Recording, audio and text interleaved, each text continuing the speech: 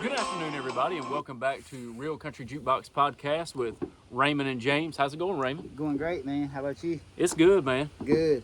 Yeah, so we got a great topic today. It's one I've really been looking forward to. It isn't necessarily the most underrated artist. We've already done that. But these are the ones that, and I believe I mentioned this during the Underrated Artists podcast. I want to take a chance to mention some people that we love that don't necessarily have basically one or less radio hits. There's a couple up here on this list that have one radio hit, but for the most part, they've been flying under the radar for, in some cases, a decade, and haven't even been discovered by some people. And I have everything that they've ever done downloaded.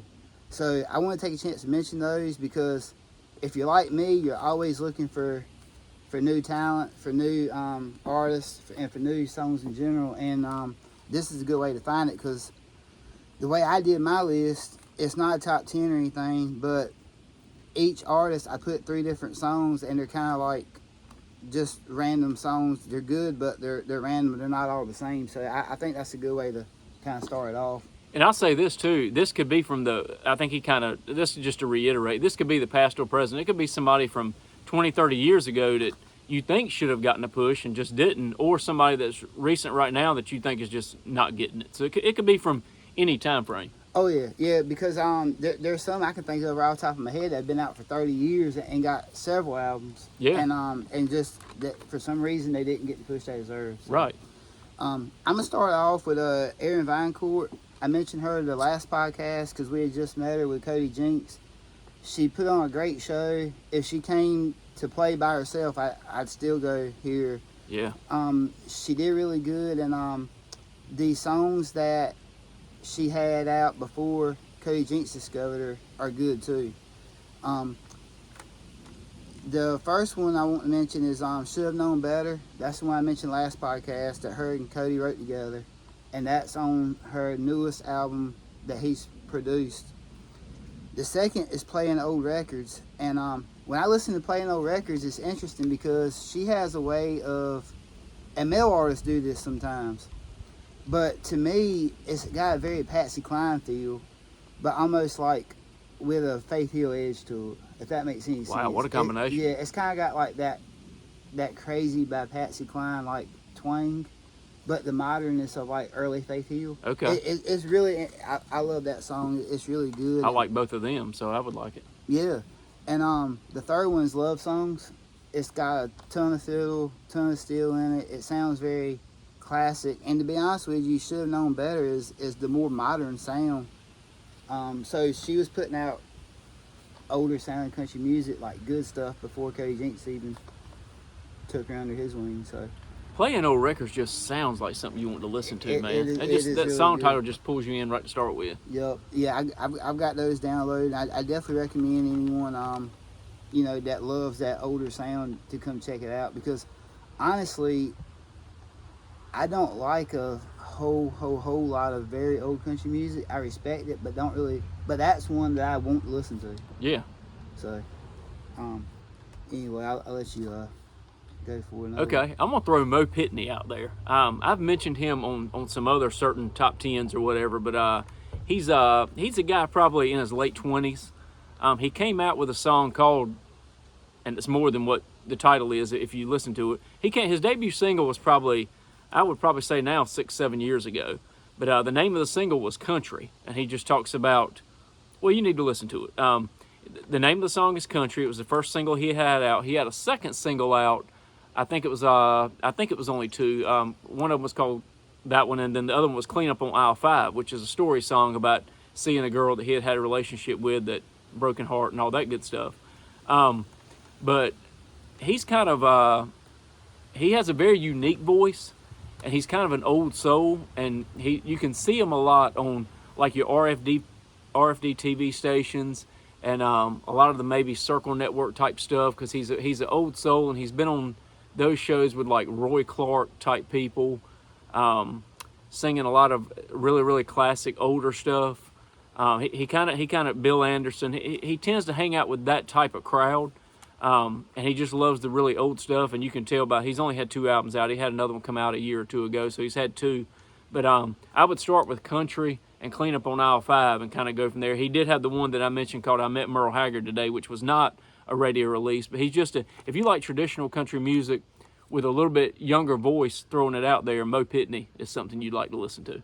Yeah, you know what I just thought about the whole time you were saying that is if this was 2001, not only would we give y'all this list, but we would already have like a playlist and we would burn it onto a CD and auction it off. Yeah, live. That's a good idea. Yeah, completely take the guesswork away from y'all. But anyway, my number 2 is Dustin Huff, and I discovered Dustin through Michael Waddell's podcast called A Bone to Pick, and basically he shot the it's either the largest or the second largest Pope and Young buck in the country. Wow. With a crossbow, and it was scored like 220 or something ridiculous. It's a huge buck, and but through the podcast, and I listened to it for the hunting, but I also learned that he's a singer-songwriter. And he was talking about, working with like people like Luke Combs and like opening for him, and just different like people that we know. And he writes good songs and he's got albums. I went ahead and downloaded everything he had, but he's not on the radio, and in my opinion he should be, because when I listen to it, I see it as real country music. But I almost wonder if it's too country for today's radio. Right. Because it's very which should never be a such thing. Yeah. And he sings about hunting and fishing a lot outdoors, but when you shot one of the biggest Pope and Young bucks ever, then it's real. Right. You know what I mean? Right. It ain't like somebody that grew up in Manhattan and got a look to them, so they start singing about the woods. Exactly. So but yeah, I actually follow him on Facebook or whatever. He's always showing, like, in his story, he's on a John boat or something catching crappie and all this stuff. So the songs I like by him, If That Ain't Country, Good Dog, and I Should Be Fishing. All that sounds like a playlist I want to hear. Okay.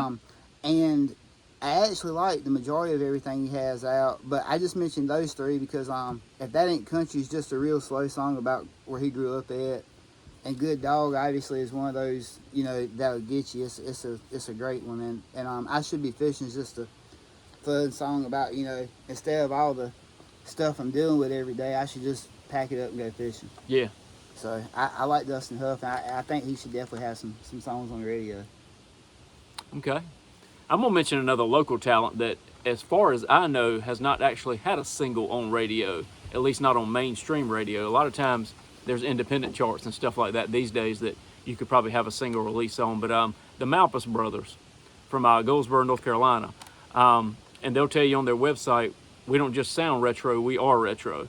They've got the old school, almost rockabilly looking hair. They come out and they do a fantastic show with the intermission. They do comedy, and it's very clean comedy. There's a whole lot going on there, but they very much do a lot of Merle Haggard, Marty Robbins, the Louvin Brothers, that type of stuff, that type of style of music. And they're very, they came out with their first album back in 2011. It was called Memory That Bad. And they've been on stage with Willie Nelson, Merle Haggard, those guys. The first time I ever discovered them, they were opening up for Merle Haggard. And he may have kind of taken them under their wing. I know that's pretty much their biggest influence. But they just came out just 2-3 weeks ago with their second album finally, 12 years later, or 11 years later. And it's called Lonely Street. And I've never really known a lot of people to do this. They do a lot of old covers in their live show. But now they've got that old retro sound from like the 60s, 70s, even further back than that.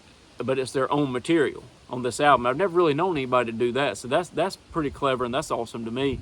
And but anyway, they I'll timestamp this right now. They're playing the Grand Ole Opry a lot, and they finally got them a place in Nashville and their own shows and whatnot. And they've even been approached about having their own show. I'm gonna timestamp this and say this is the type of group that I would guarantee, not guarantee you, but I would bet within the next 2 years they'll be Opry members. They're that loyal to the Opry, and they're that style of music. So if you haven't ever, if you're listening and you're around here, you probably have, because they have a huge following around here. But they're in Nashville a lot now too. But anyway, the Malpas brothers. Yeah, man, for sure. And the look, if you listen to or see them, you think you're in the 50s or something. Yeah. Yeah. My next one's Hailey Withers, and if you've watched this podcast at all, you know she's pretty much one of my favorite artists Mine too. ever. And she has been into it for over a decade, and I can't lie, I just discovered her a little over a year ago, about a year and a half ago. But it was 10 years too late because she's put out a ton of good songs. And you know, when we saw her at last year in Raleigh, and I told her she reminded Red me, Hat. yeah, of a female Hailey Withers, and she said that was one of the greatest. A female Alan Jackson. I knew what you meant. She was like, that's one of the greatest compliments I could get because she's another one that like that album Raised, which the 3 songs I'm offering, even though all of her albums are good, all 3 of them are off of that album. Yeah. So And side note, she also has a songwriting credit on Alan Jackson's last album. yeah, the older I get. Yeah. Speaking of, I called my cousin at CarQuest yesterday to order a part, and it was playing in the background. I completely forgot like what I was gonna say. I was like, Yes. yeah, I was like, man, I love that song playing back there. What a welcome distraction. Yeah, you ain't lying. But anyway, getting back to Hailey Withers, she reminds me of Alan Jackson just for the fact that she can write about what her home life, and the songs are still awesome. They are very similar. Yep. So the Black Sheep album's great. The Dream, I love them. But off of Raised, I've got Boys Back Home, Everybody Oughta, and then A Field Somewhere. That's all 3 good spots to start with. And they're all kind of about growing up where she grew up at. So and I love stuff that, and that's kind of like what Dustin Huff writes about, just like what he lives. Oh, yeah. So. And he named a lot of the songs I was going to name, but I was going to piggyback off Hailey a little bit because I love Hailey too. Big Family is also another one on the Raised album, and Raised itself, like the title track Raised, is really, really good. Like he mentioned, In a Field Somewhere and Everybody Oughta, those are really, really good. You've probably heard Everything She Ain't. That's the current single she's got on radio. But if you go to the previous album, Living a Dream, I think Dream Girl and How Far Can You Go are really, really good songs. So you could just pretty much pick one with Hailey Withers. She's the real deal. Yeah, for sure. Was that gonna be your next? Or you want me to roll on? You can go ahead. Okay. Yeah, you go ahead. My number 4 is Ward Davis. Ward Davis, I discovered him over the last year. My wife actually got me listening to him some. He's even been into it longer than Hailey Withers, and he's got a song just like Hailey does called 10 Year Town, and he's another one I cannot understand why you got the songwriting skills and the vocals, and for the kind of music he's putting out, the look for it, and still don't have anything on the radio. But basically, he writes with Cody Jinks a lot, and a lot of Cody's best songs, he was one of the main writers. And that's why I didn't even put any songs down for him. I mean, he's got some of his own, like Bad Apple or whatever, that's kind of, adds some humor to it. But much as I love, this goes to show how much I think Ward Davis deserves more credit than he gets, is one of Cody Jinks' best songs called Colorado. Well, when I listen to Ward Davis, That's the one you sent me. Yeah, when I listen to Ward Davis's version, it's better. Like that's how much. Now I ain't saying I like Ward Davis better than Cody Jinks. I'm saying that particular song, Ward does it better, and he deserves just as much credit.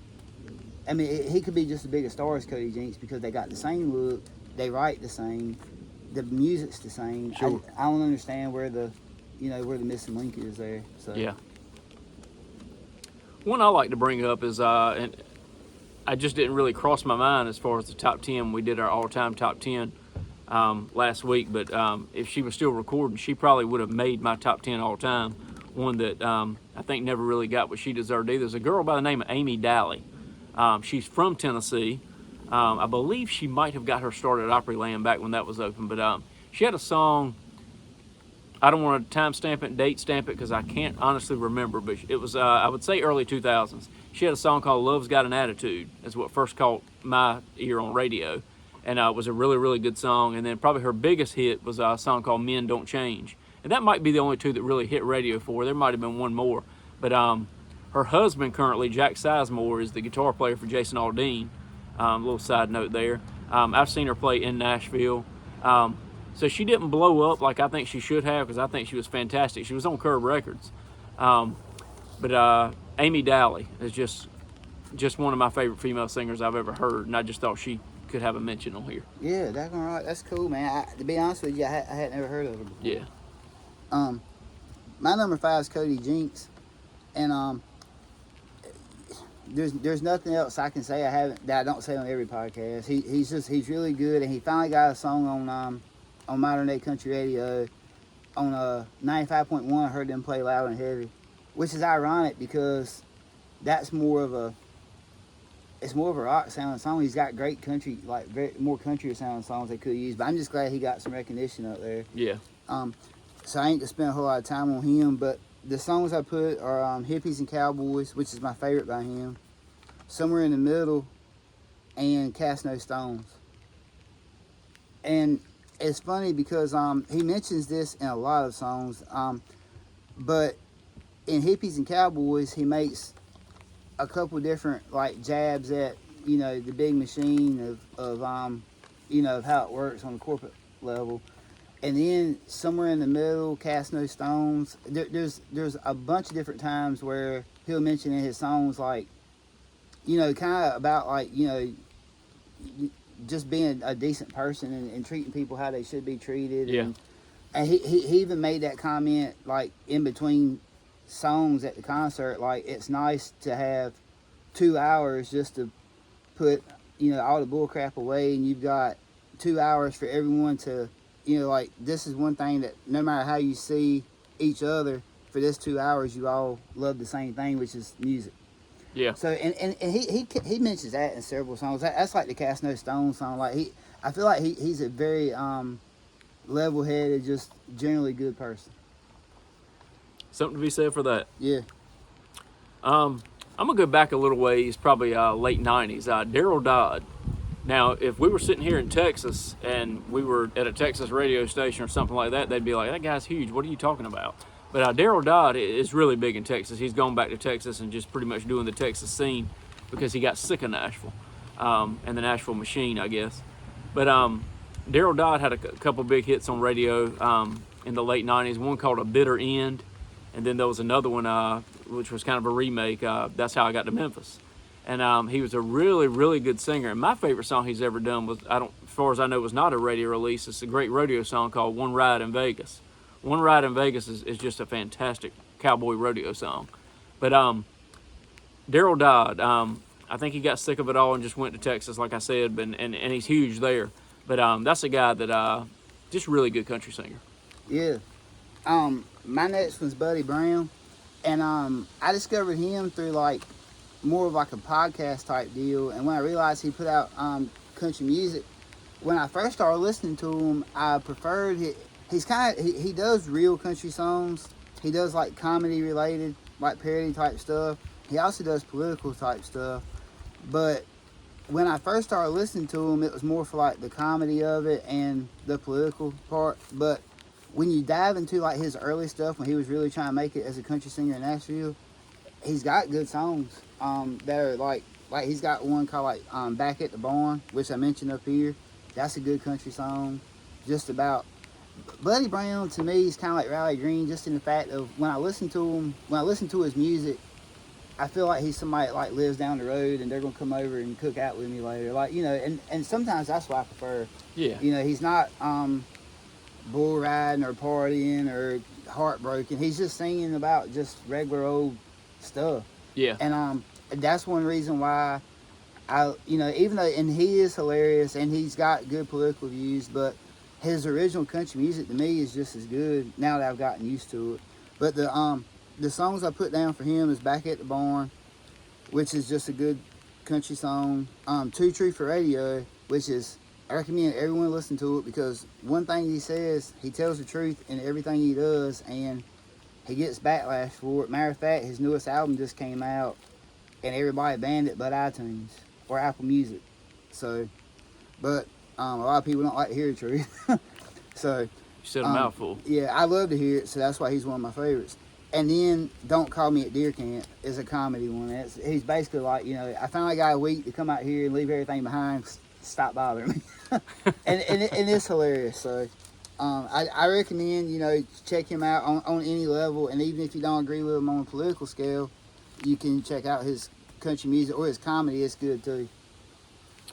I got a couple. I'm gonna do a 2-for-1 here. Two guys going back in time a little bit from the '90s that should have been bigger, man, and who knows what happens. But one guy's David Kirsch. He came out with a song called "Good Night, Sweetheart," and a song called "If I Never Stop Loving You," which were radio hits. And then another guy by the name of Sean Camp, who wasn't even as famous as David Kirsch, but Sean Camp had a song called "Confessing My Love," and then another one called "Falling Never Felt So Good." Might have been the only two singles he had. But those are two guys in the strong push of the '90s when everything was so big and so good. Those are two guys that kind of went below the radar, but was probably just as good as anybody else out there. So I wanted to mention those two names. Oh yeah, ain't nothing wrong with that. And speaking of Sean Camp, I don't know what it was, but this tells you they're good songs. If I'm not mistaken, the two hits that I know he had, "Confessing My Love" and "Falling Never Felt So Good," I think Mark Chestnut recorded both of those after he did. So you know they're good songs if Mark Chestnut records them. Yeah, that's pretty cool. You know, the funny thing is, did you say Camp?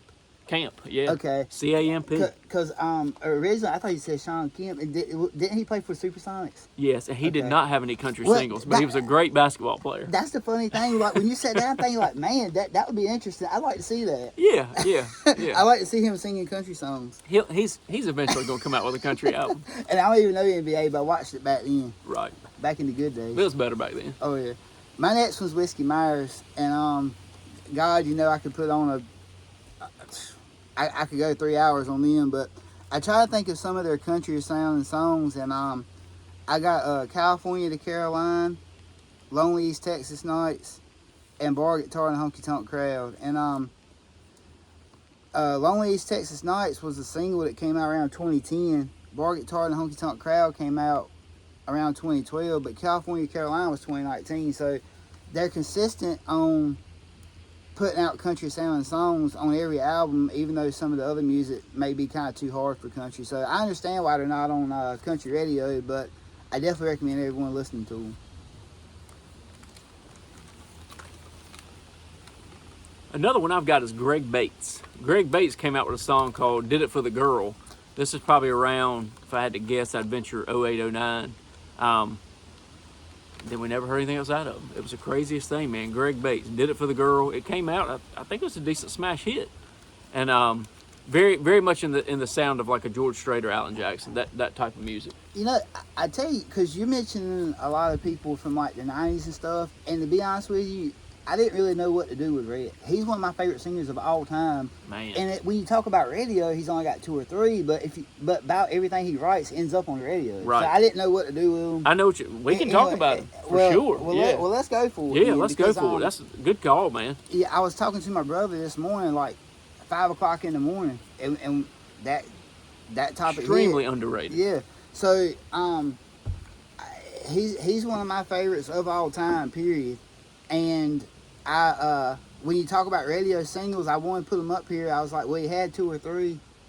But it's just so confusing because to me, he's a great writer. If you listen to country music at all, more likely he had a hand in what you're listening to on the radio. And then, you know, you got some songs like "If Heaven Wasn't So Far Away." Good song. He wrote, and I believe he released it, and it didn't go nowhere. And then Justin did it, and it was #1. Yeah, I don't know So what it was I don't about. understand how that works. Because "Don't Get Me Started" was huge for him. Matter of fact, I think "Don't Get Me Started" was his only #1. Yeah. But I mean, you know, obviously, what was that very first single he had? I'm drawing such a blank. I don't know, but "That Ain't My Truck" was pretty big too, Yeah. obviously. But yeah, he had so much stuff. Like, it's mind-boggling. Yeah. It's mind-boggling how he wasn't big. He was as good as anybody else at that time, like we said. So anyway, I put him and David Lee Murphy in the same category, except David Lee Murphy had more songs on the radio Yeah. and more music videos and all this stuff. But yeah, I didn't put Rhett on this list just because I wanted to be one song or less. Yeah, right. You know, Right. and a lot of people know him, but Yeah. but yeah, he definitely needs to be mentioned Sure. for sure. But another one I had is Ryan Bingham, and when I actually discovered Ryan Bingham off of Yellowstone. He was an actor up there. A lot of people don't like his character. I loved it right from the bat. Even though Rip's my favorite, from the time they first met, he would always talk trash to Rip, and Rip didn't know how to take it. It was always hilarious to me. Yeah. So, I tried to get into his music, and honestly, I couldn't originally. And then it kind of grew on me. I gave it another shot, and I heard him talk about how, I think he's from New Mexico, and he was talking about growing up and playing in like smoky bars at like such a young age, teenager, and that voice he's got kind of came from that, just like every single night, and that kind of gives me, respect him even more, kind of like the outlaw vibe. But the songs I have of him are South Side of Heaven, Sunrise, and Hallelujah. And I love all three of those. I need to get into it more than I have, but I definitely like his character on that show. And as far as music, he's definitely I know he sells out Billy Bob's anytime he's in that area. Wow. So yeah, he's got a huge fan base out in the Midwest anyway. That's the biggest one of those places in the world. Yeah. So I mean that's amazing. I went in Billy Bob's one time, man. I was on vacation with my family, and we went. The one time we went to Texas, I think it was 2012, and we went and saw the Dallas Cowboy Stadium and a game and all that sort of stuff. Go Tony Romo, and we stopped by Billy Bob's. Just stopped in there. We knew that the Pistol Annies were playing, Miranda and Ashley Monroe, and I forget the third girl's name. But anyway, we stopped in there for lunch and ran into Miranda Lambert. That was one of the coolest, just random run into somebody and meet them stories there ever was. She was in there, no makeup on, just in there having some lunch, I guess, prior to the show or whatever. But that was really, really cool. And I had met her before, but my family hadn't, so it was kind of cool that they got to meet her. That is cool. Yeah, just right place, right time. Yeah, we I haven't ever met anyone there, but we saw Josh Turner there one time, and then I haven't seen a show there, so. Oh yeah. Yeah, well, it is cool seeing the show there. We saw Josh Turner there, and then the second time we saw Granger Smith. Okay, I remember that. Earl was Green. And it makes me wonder, now that Granger's going to be a preacher and quitting country music, what's Earl going to do? Song leader? It might be. But anyway, okay, well, I did Ryan and then went right into Billy Bob's. Did you have any more? The only other one I was going to mention, I was going to say George Dukas. George Dukas, another one. I'm going back to the 90s, but he had, as far as I know, he had 2 singles on radio, and one of them was Teardrops, and the other one was Lipstick Promises, which was his biggest hit. But I thought George Dukas was definitely a very underrated cat, very much in the style of like maybe a mix between,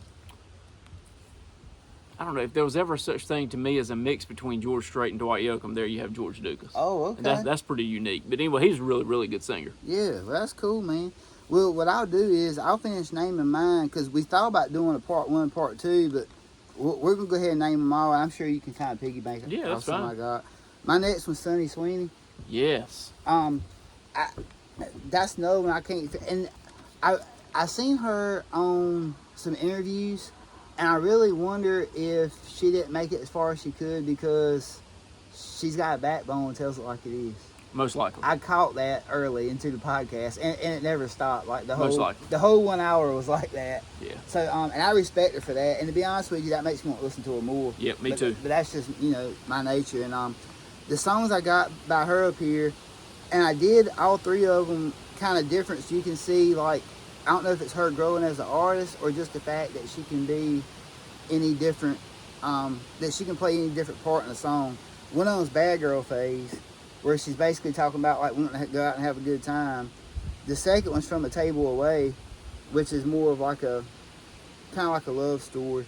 And then the third one is Bottled by the Bed, which I felt like, have you heard that song? I don't think so. It ain't one I definitely heard From a Table Away. Yeah. Well, Bottled by the Bed is one, I only listened to it once. Ain't something I want to listen to it all the time. But basically, it's referring to a woman getting older in age, and like the bottle by the bed is like a milk bottle. She's wanting a baby.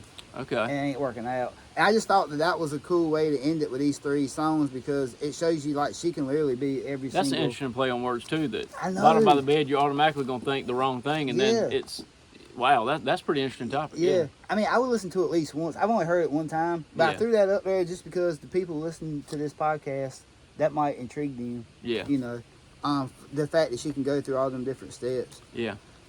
Turnpike Troubadours. That's knowing I love everything they do.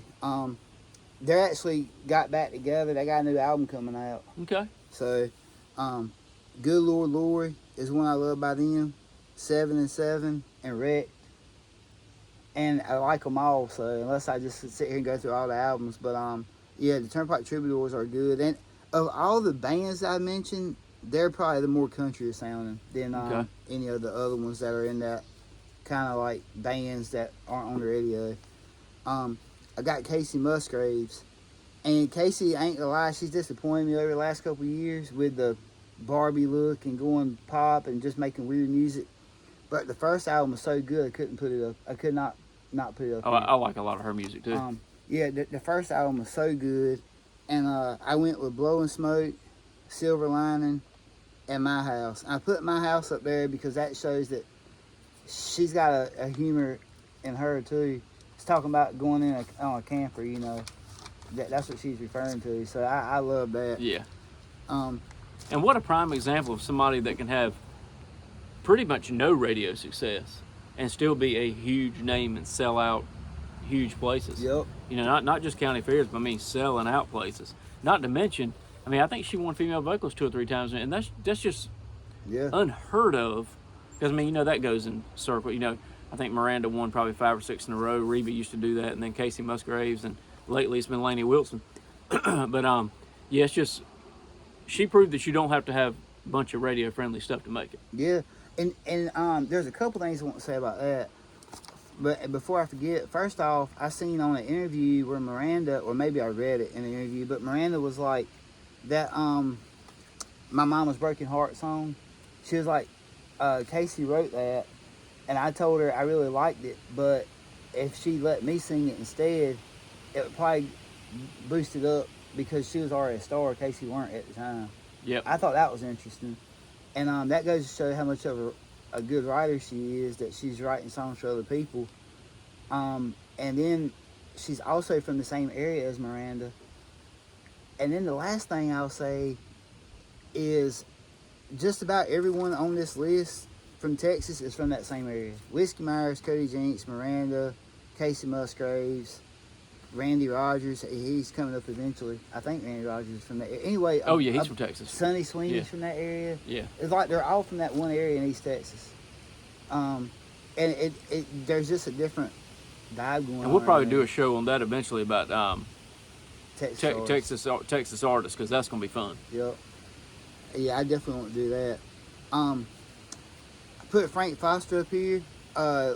Someone that watches some of our podcasts, James, a different James, he actually mentioned that under the underrated in the comments. He was like, Frank Foster's, underrated. And I was thinking that we'd put him on this one because he has a bunch of songs that that should be on the radio, but since he doesn't have any, I didn't put him on the underrated list, but he definitely deserves to be up here. And these last people I wrote down, I just, put a song for each. I put Blue Collar Boys for him. Blackberry Smoke, very good band. I don't think they're as good as Whiskey Myers. A lot of people argue that all the time. I can see the comparison. Yeah. I've actually heard people like waiting in line at the concert, at a Whiskey Myers concert, like, I've seen both of them, and Blackberry Smoke's better every time. I couldn't see that, but I put them up here. Yeah. They got One Horse Town, that's a decent song. Randy Rogers, In My Arms Instead, that's a good one. I put these two together because I've seen them both open for Whiskey Myers twice. 49 Winchester, they got more of like a Haggard sound. Okay. I already like it. They actually came to Greenville too in November. Where'd they play it here? I'll get back to you on that. Okay, yeah, no problem. Yeah, I I'll kind of have put to you on the think spot. I didn't No, mean to do that's that. fine. Well, I don't really know the names of the venues. I got you. Got you. There's not many. Yeah. Shane Smith and the Saints, All I See Is You. Their music flirts with country, but it's kind of rock. It's kind of got a rock sound to it. But All I See Is You is good. Creed Fisher, The Way I Am. To me, that song sounds like Jamie Johnson. Okay. And he's got a Jamie sound. It's funny. It wouldn't even seem right, but I almost put Jamie on this list because he just really hadn't had radio success other than pretty much The Dollar and In Color, which is sad because Jamie Johnson is great. But anyway. Well, with that being said, I struggle with Jamie and Rhett. And although these two people have tons of songs on the radio. To me, they still don't get the recognition they deserve. Is Justin Moore and Riley Green.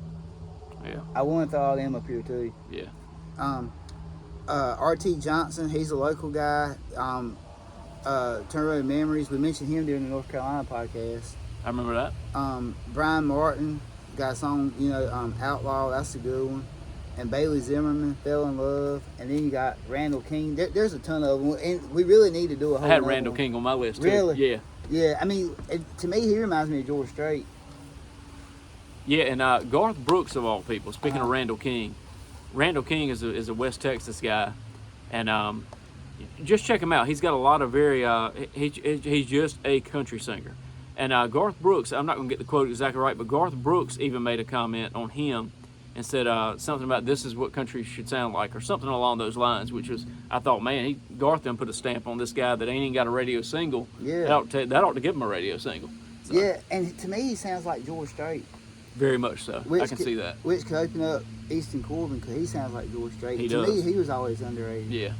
But anyway, that's all I have for this one. I kind of got long-winded just starting a name list, just list people at the end. But, when we started this, I had 10 in mind. And when I really started thinking about it, I was like, man, you could completely turn country music radio around if these people Agreed. were up there. Agreed. So, that's all I've got for today. I think we should go get some pizza or something, All right, This is let's over. do it. So, all right. Have a good day.